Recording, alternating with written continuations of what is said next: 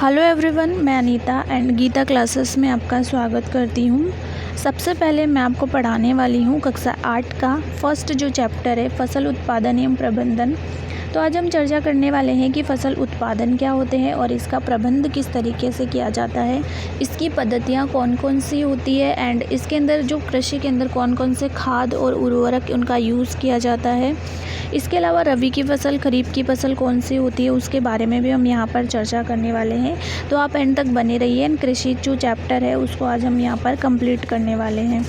And ये जो important रहने वाला है 8वीं कक्षा के विद्यार्थियों के लिए तो है ही, इसके अलावा जो भी बच्चे हैं जो कंपटीशन एग्ज़ाम की तैयारी कर रहे हैं उनके लिए बहुत ही ज़्यादा इम्पॉर्टेंट रहने वाला है। तो चलिए शुरू करते हैं। इस चैप्टर में से हम इम्पॉर्टेंट चीज़ें लेने वाले हैं। ज़्यादा हम इसको पूरा तो पढ़ नहीं सकते क्योंकि वीडियो बहुत लंबा होने वाला हो जाएगा। तो इसके लिए हम क्या करेंगे, इसके जो मेन पॉइंट्स है जो मैंने पूरा चैप्टर पढ़ा है उसके अंदर जो मुझे मेन चीज़ें लगी उन्हीं को हम पढ़ने वाले हैं। तो चलिए शुरू करते हैं।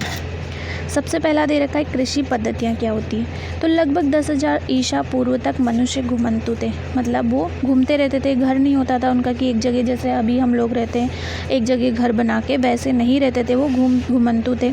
वो एक स्थान से दूसरे स्थान तक भोजन एवं आवास की खोज में समूह में विचरण करते थे। कच्चे फल और सब्जियां खाते थे और उन्होंने भोजन के लिए जंतुओं का शिकार करना प्रारंभ किया। कालांतर में खेती कर चावल, गेहूं एवं अन्य खाद्य फसलों को उत्पादित कर सके, इस प्रकार कृषि का प्रारंभ हुआ। तो धीरे धीरे क्या हुआ ना, उन्होंने धीरे धीरे कृषि करना शुरू कर दी मनुष्य ने। तो इस तरीके से क्या हुआ, कृषि का प्रारंभ हुआ। देखो फसल किसे बोलते हैं, फसल की डेफिनेशन आ सकती है आपके। तो जब एक ही किस्म के पौधे एक बड़े स्थान पर, बड़े पैमाने पर उगाए जाते हैं तो उसे क्या बोलते हैं, फसल बोलते हैं। उसे क्या बोलते हैं, फसल बोलते हैं। जैसे कि मान लीजिए एक खेत है और उसके अंदर किसकी फसल है, गेहूं की फसल है। गेहूं की फसल उसके अंदर उगा रखी है तो उसे क्या बोलेंगे, फसल बोलेंगे। यानी फसल की डेफिनेशन है कि जब एक ही किस्म के पौधे किसी स्थान पर बड़े पैमाने पर उगाए जाते हैं तो उसे फसल बोलते हैं। जैसे एक बड़े खेत के अंदर गेहूं की फसल उगी हुई है। नेक्स्ट जो इम्पोर्टेंट चीज़ है इसके अंदर, फसल कितने प्रकार की होती है। तो वैसे तो फसल को मुख्य रूप से 2 प्रकार है, लेकिन हम 3 प्रकार भी बोल सकते हैं, रबी की फसल, खरीफ की फसल और जायद की फसल। तो सबसे पहले जो हम पढ़ने वाले हैं वो कौन सी फसल के बारे में पढ़ेंगे, खरीफ की फसल कौन सी होती है। तो खरीफ ये बहुत इंपॉर्टेंट है। इसमें से एक क्वेश्चन कॉम्पिटिशन जो एग्ज़ाम होते हैं उसके अंदर आ जाता है कि रबी की फसल का चयन कीजिए या इनमें से खरीफ की फसल कौन सी है, इस तरीके से। तो सबसे पहले खरीफ की फसल, इस फसल को कब उगाया जाता है, वर्षा ऋतु में उगाया जाता है, बोया जाता है। खरीफ की फसल कहलाती है। भारत में वर्षा ऋतु सामान्यतः जून से सितंबर में होती है, मतलब जब जून जुलाई गर्मियाँ होती है और उसी टाइम गर्मियाँ ख़त्म होने के बाद वर्षा ऋतु शुरू होती है तभी, एंड उस समय बोई जाती है इनको। तो इसके अंदर आती है धान, मक्का, सोयाबीन, मूंगफली, कपास। ये सभी कौन सी फसल है, खरीफ की फसल है। इसके अलावा सेकंड जो फसल होती है वो कौन सी है, रबी की फसल। रबी की फसल को उगाया जाता है शीत ऋतु में। शीत ऋतु के अंदर इसको उगाया जाता है और शीत ऋतु सर्दी कब पड़ती है अपने, नवंबर, दिसंबर, अक्टूबर में, ठीक है। तो अक्टूबर से मार्च तक इसको उगाया जाता है, अक्टूबर, नवंबर, दिसंबर, है ना। ये रबी की फसल कहलाती है। इसके अंदर आती है गेहूँ, चना, मटर, सरसों, अलसी, रबी की फसल के उदाहरण हैं। इसके अलावा कई स्थानों पर दालें और सब्जियां ग्रीष्म में उगाई जाती। तो ये हमारे फसल के यहाँ पर प्रकार कंप्लीट हो गए। अब हम पढ़ेंगे पद्धतियाँ। पद्धतियाँ मतलब होता है कि एक कृषि करने के लिए कौन कौन से क्रियाकलाप किए जाते हैं, कौन सा तरीका अपनाया जाता है, उसे बोलते हैं कृषि की पद्धतियाँ। फसल उगाने के लिए किसान को अनेक क्रियाकलाप सामूहिक अवधि में करने पड़ते हैं। आप देखते हैं कि ये क्रियाकलाप उस प्रकार के हैं जिनका उपयोग माली अथवा आप सजावटी पौधे उगाने के लिए भी कर सकते हैं। क्रियाकलाप अथवा कार्य पद्धतियाँ, कृषि पद्धतियाँ आगे दिए गए हैं। तो हम देख लेते हैं कौन कौन से दिए गए हैं आगे। सबसे पहला होता है मिट्टी तैयार करना। ये रीड के अंदर एक अलग से एक क्या दे रखा है, टॉपिक दे रखा है सिलेबस के अंदर कि कृषि पद्धतियाँ कौन कौन सी होती है। तो ये इसका एक सिस्टमेटिक तरीका है कि सबसे पहले तो क्या करते हैं, मिट्टी तैयार करते हैं। सेकंड बुआई होती है। बुआई करने के बाद खाद एवं उर्वरक देना, ठीक है। बुआई करने के बाद क्या देते हैं, खाद देते हैं। उसके बाद सिंचाई करते हैं। सिंचाई करने के बाद कुछ खरपतवार जो खेत के अंदर उग जाते हैं तो खरपतवार से सुरक्षा करते हैं। खरपतवार से सुरक्षा होने के बाद क्या होती है, फसल बड़ी हो जाती है तो उसकी कटाई करते हैं और कटाई करने के बाद उसका क्या किया जाता है, भंडारण किया जाता है। तो ये कृषि की पद्धतियाँ हैं। कितनी है ये, 7 स्टेप इसके अंदर दे रखे हैं, ये हमें याद रखने। ठीक है, तो अब देख लेते हैं मिट्टी तैयार कैसे करते हैं। फसल उगाने से पहले मिट्टी तैयार करना प्रथम चरण है। मिट्टी को पलटना और उसे पोला बनाना कृषि का अत्यंत महत्वपूर्ण कार्य है। इसमें जड़ें भूमि में गहराई तक जा सकती है। पोली मिट्टी में गहराई में धसी जड़ें भी सरलता से श्वसन कर सकती है। पोली मिट्टी किसी प्रकार पौधों की जड़ों को सरलता से श्वसन करने में सहायक है। पोली मिट्टी मिट्टी में रहने वाले केंचुओं और सूक्ष्म जीवों की वृद्धि करने में भी सहायता करती है। ये जीव किसानों के मित्र हैं क्योंकि ये मिट्टी को और पलटकर पोला करते हैं, ह्यूमस बनाते हैं उसको और भी। परंतु मिट्टी को पलटना और पोला करना क्यों आवश्यक है? आप पिछली कक्षाओं में पढ़ चुके हैं कि मिट्टी में खनिज, जल, वायु और कुछ सजीव होते हैं। इसके अतिरिक्त मृत पौधे एवं जंतु भी मिट्टी में पाए जाने वाले जीवों द्वारा अपघटित होते हैं। इस प्रक्रम में मृत जीव पाए जाने वाले पोषक मिट्टी में निर्मुक्त होते हैं और ये पोषक द्वारा अवशोषित कर लिए जाते हैं। पौधों द्वारा इनका क्या कर लिया जाता है, अवशोषण कर लिया जाता है इनको। तो इस तरीके से क्या करते हैं, मिट्टी को पोली करते हैं। ये मिट्टी तैयार करनी होगी, उसको ऊपर नीचे करते हैं जिससे वो क्या हो जाती है, पोली हो जाती है। क्योंकि ऊपरी परत के कुछ सेंटीमीटर की मिट्टी ही पौधे की वृद्धि में सहायक है। इसे उलटने पलटने और पोला करने से पोषक पदार्थ ऊपर आ जाते हैं और पौधे इन पोषक पदार्थों का उपयोग कर सकते हैं। अतः मिट्टी को उलटना पलटना एवं पोला करना फसल उगाने के लिए अत्यंत ही महत्वपूर्ण है। ठीक है, मिट्टी को उलटने पलटने एवं पोला करने की प्रक्रिया को जुताई कहते हैं। ये बहुत इंपॉर्टेंट यहाँ पर लाइन हो गई है कि मिट्टी को उलटने पलटने और पोला करने की क्रिया को क्या बोलते हैं, तो जुताई बोलते हैं। तो सबसे पहला स्टेप क्या हो गया, मिट्टी तैयार करना। तो मिट्टी तैयार करने को क्या बोलते हैं, जुताई बोलते हैं। तो ये प्रश्न आ सकता है कि जुताई किसे बोलते हैं, तो मिट्टी को पोला करना जुताई कहलाता है। ये आप यहाँ पर इसको नोट डाउन कर सकते हैं। हल लकड़ी अथवा लोहे के बने होते हैं। हल क्या होते हैं, हल लोहे के या लकड़ी के बने हुए होते हैं। एंड इसका काम क्या होता है, हल का मिट्टी को क्या करना, पोला करना। ठीक है, और हल को किसकी सहायता से जोतते थे, पहले बैलों की सहायता से इनको जोता जाता था। यदि मिट्टी अत्यंत सूखी हो तो जुताई से पहले इसे पानी देने की आवश्यकता भी पड़ सकती है। जुते हुए खेत में मिट्टी के बड़े बड़े ढेले भी हो सकते हैं। इन्हें पाटल की सहायता से तोड़ना आवश्यक होता है। बुआई एवं सिंचाई के लिए खेत को समतल करना आवश्यक है। ये कार्य पाटल द्वारा किया जाता है। एक समतल होता है जिसकी सहायता से उसको समतल करते हैं भूमि को। कभी कभी जुताई से पहले खाद दी जाती है। इससे जुताई के समय खाद मिट्टी में भली भांति मिल जाती है। बुआई से पहले खेत में पानी दिया जाता है। अब आते हैं कृषि औजार कौन कौन से होते हैं जिससे कृषि के अंदर जिनका यूज़ किया जाता है। अच्छी उपज के लिए बुआई से पहले मिट्टी को भुरभुरा करना आवश्यक है। ये कार्य अनेक औजारों से किया जाता है।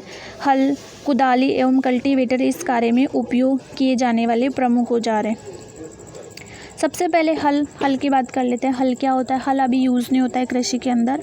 ये पहले यूज़ होता था, पहले कुछ सालों पहले, जैसे 20-25 साल पहले इसका यूज़ किया जाता था। अभी हल का यूज़ नहीं किया जाता है। अभी क्या हो गया ना, कल्टीवेटर आ गए और कृषि के उपकरण आ गए, तो हल एक तरीके से लुप्त हो चुका है। तो प्राचीन समय में हल का उपयोग जुताई मतलब वही मिट्टी को उलट पुलट करना। मिट्टी को उलट पुलट करना क्या कहलाता है, जुताई कहलाता है। खाद्य उर्वरक मिलाने, खरपतवार निकालने और मिट्टी को रिसने के लिए किया जाता था। ये औजार लकड़ी का बना होता था जिसे बैलों की जोड़ी अथवा अन्य पशुओं जैसे घोड़े का और ऊँट की सहायता से भी खींचा जाता था। इसमें लोहे को मजबूत तिकोनी पत्ती होती थी जिसे फाल कहते थे। ये बहुत इंपॉर्टेंट है, हमारे राजस्थानी जो भाषा की शब्दावली है उसके अंदर भी आ सकता है कि फाल किसे बोलते हैं। तो फाल क्या होता है ना, एक हल जो होता है उसमें एक लोहे की तिकोनी एक मजबूत पत्ती लगी रहती है जिसकी सहायता से मिट्टी को उल्टा पुल्टा जाता था, उसे ही क्या बोलते हैं, फाल बोलते हैं। तो ये यहाँ पर ये बहुत इंपॉर्टेंट चीज़ हो गई, फाल। हल का मुख्य भाग लंबी लकड़ी का बना होता है जिसे हल शैफ्ट बोलते हैं, और जो लकड़ी का लंबा भाग होता था उसे क्या बोलते हैं, हल शैफ्ट बोलते थे। इसके एक सिरे पर हैंडल होता है और दूसरा सिरा जोत के डंडे से जुड़ा रहता है। इसे बैलों की गर्दन के ऊपर रखा जाता था। एक जोड़ी बैल एवं एक आदमी से सरलता से चला सकता था। आजकल लोहे के हल तेजी से देसी लकड़ी के हल की जगह ले रहे हैं। हल के बारे में बात हो गई। फाल किसे बोलते हैं, जो कि आगे लोहे की तिकोनी पत्ती लगी रहती है, उसे तो क्या बोलते हैं, फाल बोलते हैं। और हल शैफ्ट किसे बोलते हैं, जो लकड़ी का डंडा होता था उसे हल शैफ्ट बोलते हैं। इस तरीके से ये हो गया। अब बात कुदाली। ये एक सरल औजार है जिसका उपयोग खरपतवार निकालने और मिट्टी को पोला करने के लिए किया जाता है। इसमें लकड़ी अथवा लोहे की छड़ होती है जिसके एक सिरे पर लोहे की चौड़ी और मुड़ी प्लेट लगी होती है जो ब्लेड की तरह कार्य करती है। इसका दूसरा सिरा पशुओं द्वारा खींचा जाता है। देखो हल के बारे में बता दूँ, ये हल होता है। ये जो होता है इसे तो बोलते हैं पाल, जो एक किसका बना रहता है, ये लोहे की पत्ती का बना रहता है। इसे तो बोलते हैं, एक मिनट, इसे बोलते हैं पाल और इसे बोलते हैं हल शैफ्ट बोल सकते हैं।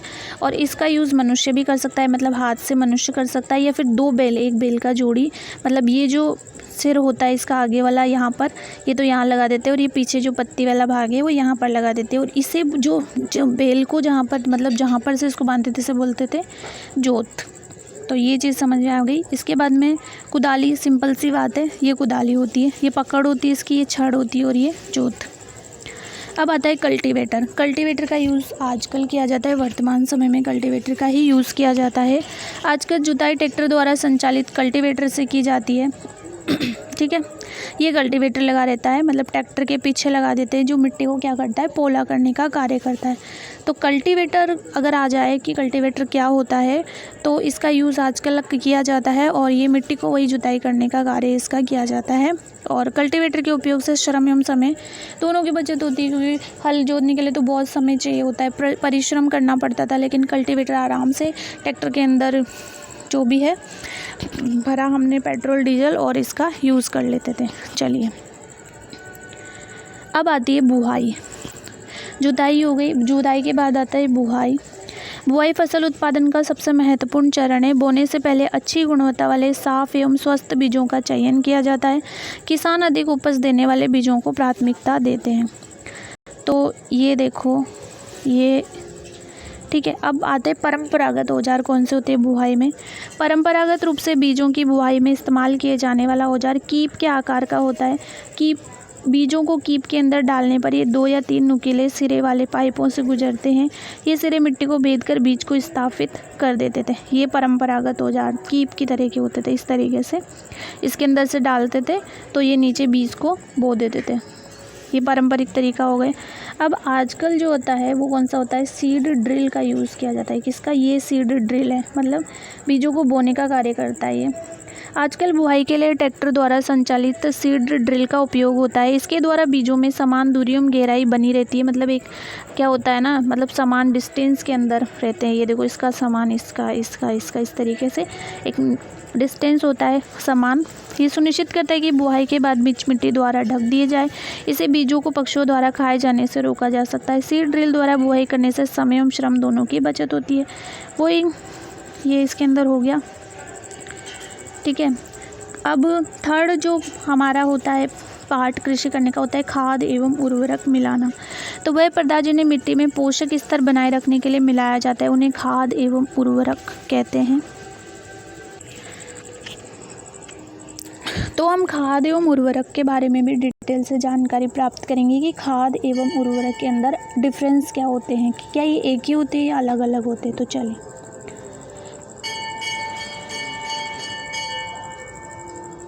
ठीक है, ये चीज़ यहाँ से पढ़ लेते हैं अपन इसको एक बार। मिट्टी फसल को खनिज पदार्थ प्रदान करती है। ये पोषक पौधों को वृद्धि के लिए आवश्यक है। कुछ क्षेत्रों में किसान खेत में एक के बाद दूसरी फसल उगाता है। खेत कभी भी खाली नहीं छोड़े जाते। कल्पना कीजिए पोषकों का क्या होगा। देखो, बहुत सारी फसलें उगाई जाती है, सर्दी में, गर्मी में, बारिश में फसलें उगाई जाती है, तो उस पोषक तत्वों की कमी हो जाती है।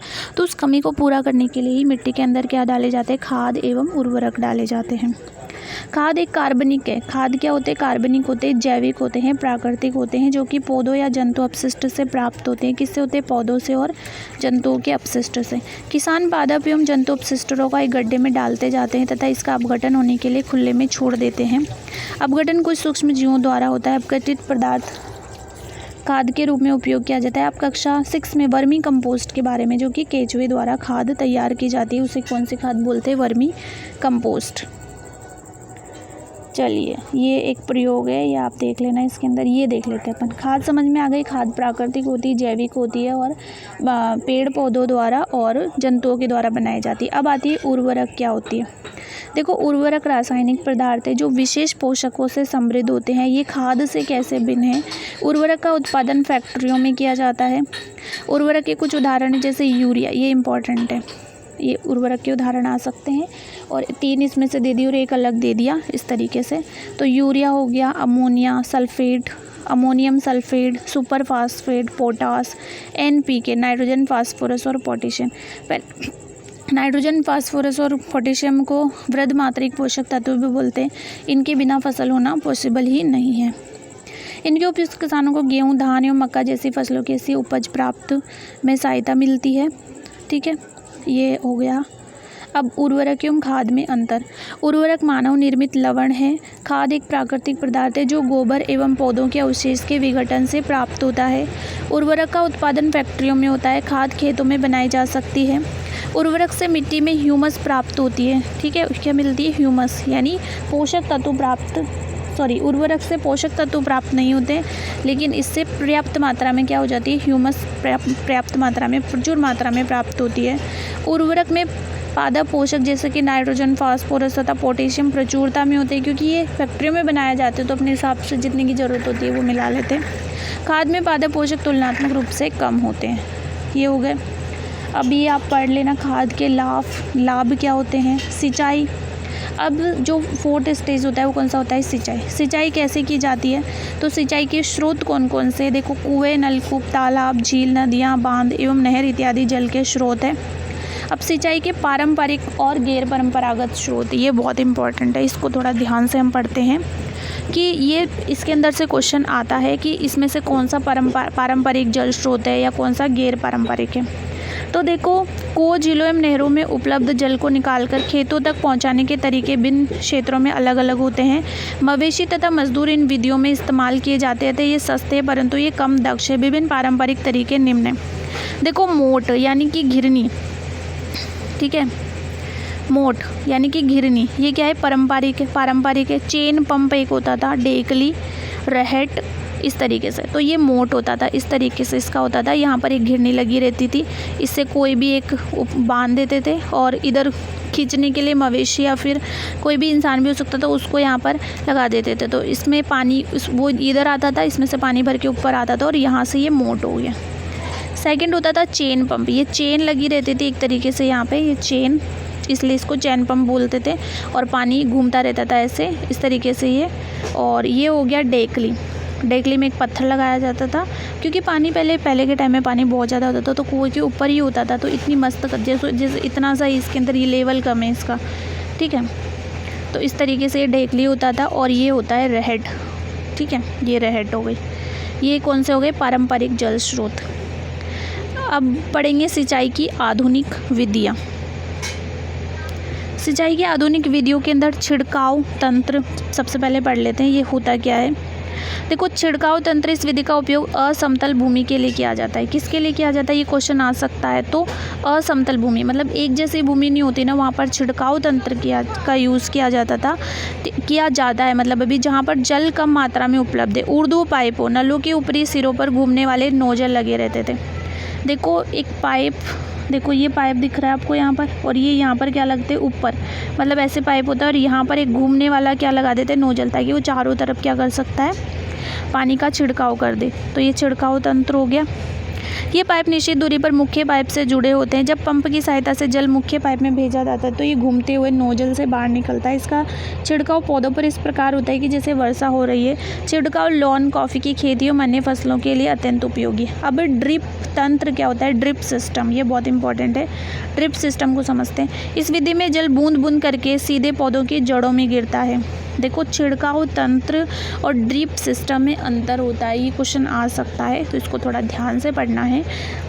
इसे ड्रिप तंत्र कहते हैं। फलदार पौधों, ठीक है, जैसे फ्रूट वाले जो प्लांट्स होते हैं।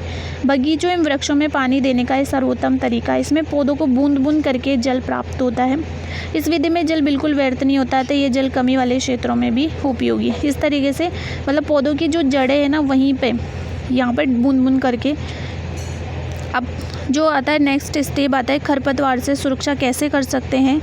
तो खरपतवार से सुरक्षा, खरपतवार हटाने की क्रिया को क्या बोलते हैं, निराई बोलते हैं। ये इंपॉर्टेंट है, क्या बोलते हैं, देखो जुताई यानी कि मिट्टी को पोला बनाना, बुहाई यानी कि बीज डालना, और लास्ट स्टेप आता है इसके अंदर निराई। निराई मतलब होता है खरपतवार को हटाना। ये थोड़े टर्म्स है जिनको पढ़ना ही है और ये इनको याद रखना है।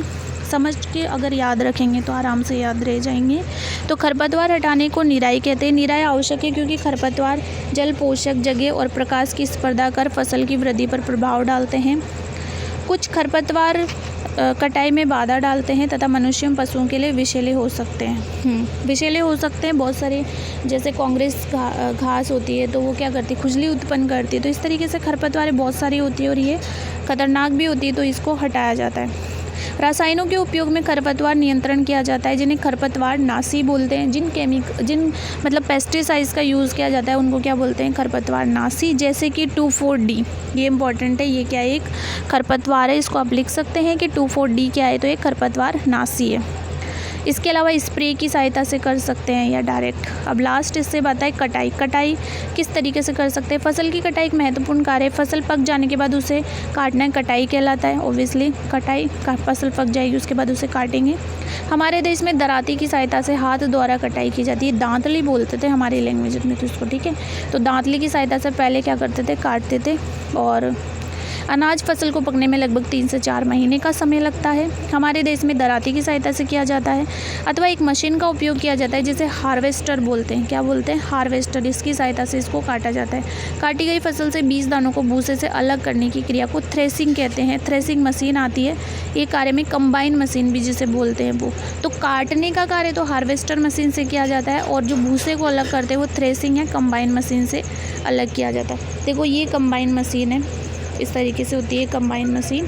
ये कंबाइन मशीन है, इससे क्या करते हैं, भूसे को अलग करते हैं। और विनोइंग मशीन भी आप याद रख सकते हैं। विनोइंग मशीन, इसको क्या करते हैं, इसे फटकने का कार्य करते हैं। अब आता है भंडारण का कार्य लास्ट। उत्पादन एवं भंडारण एक महत्वपूर्ण कार्य है, ठीक है। तो भंडारण देखो, अनाज भंडारण है तो साइलो, जो जहाँ पर अनाज का भंडार किया जाता है उसे क्या बोलते हैं, साइलो बोलते हैं। एक टर्म भी है, ये आ सकता है कि बताओ जहाँ अनाज को भंडार किया जाता है उसे क्या बोलते हैं, तो क्या बोलते हैं, साइलो बोलते हैं। ये हो गया साइलो। ये बोरियों में अनाज का भंडारण कर रखा है, सिंपल से ये बोरियाँ यहाँ पर इकट्ठी कर रखी है, बोरियों में अनाज का भंडारण इस तरीके से हो गया। बस हो गया ये चैप्टर कंप्लीट हमारे। एंड आप इसके प्रश्न कर लीजिए, और अगर प्रश्न समझ में नहीं आते तो नेक्स्ट वीडियो में मैं आपको वो समझा दूँगी। And thanks to watching. अगर आपको अच्छा लगा हो तो वीडियो को लाइक कीजिए, शेयर कीजिए एंड सब्सक्राइब कीजिए। Thank you so much and thank you.